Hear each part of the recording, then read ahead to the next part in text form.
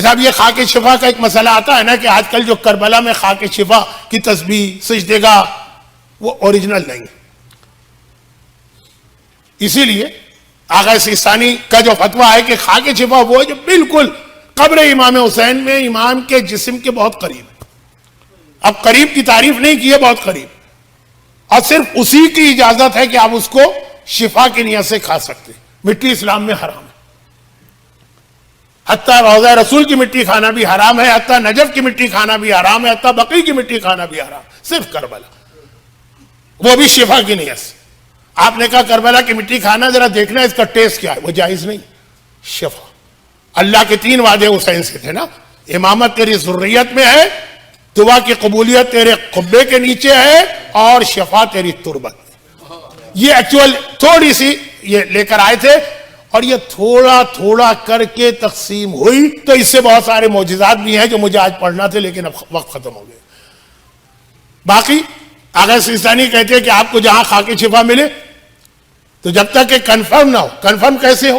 2 عادل گواہی دے کہ یہ وہ والی مٹی ہے، اور اگر اس طرح کنفرم نہ ہو تو آپ اس کو شفا کی نیت سے نہیں کھا سکتے. ہاں پھر استعمال کریں، کیسے؟ پانی میں گھول کے، وہ ایک الگ چیز.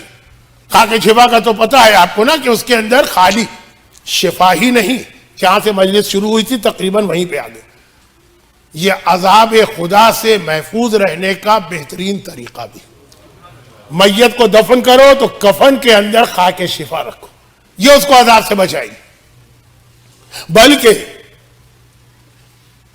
زیادہ بہتر ہے کہ جو کافور اس کے جسم پہ لگاتے ہو نا 7 اعظم، اس کافور کے ساتھ بھی خاک شفا کو مکس کرو. لیکن دونوں صورتوں میں ایک بات کا خیال کرو کہ ایسی جگہ پہ یہ خاک شفا نہ ہو جو توہین کا سبب ہو، جیسے پاؤں کے انگوٹھے، یا نجاست کا سبب ہو. میت کے جسم میں بھی سینے پہ نہ رکھو، سینہ پھٹے گا، نجاست نکلے گی، مثلا سر. اب یہ ایک آدھ جملہ مجھے اس لیے کہنا پڑا کہ غلط فہمی نہ ہو.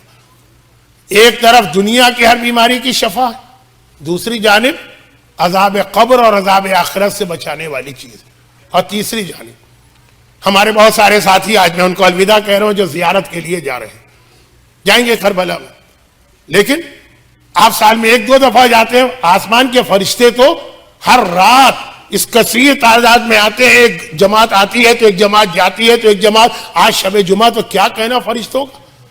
روایت کا جملہ ہے کہ جب یہ فرشتے آسمان میں واپس جاتے ہیں، جنت میں پہنچتے، حوریں سوال کرتی ہمارے لیے گفٹ لے کر آئے.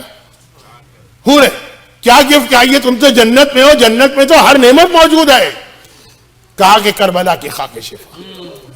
یہ فرشتے جب جاتے ہیں تو خاک شفا لے کے جاتے ہیں، کیونکہ جنت کی، اب دیکھیں جنت میں کس چیز کی کمی ہے، لیکن خاک شفا، خاک شفا.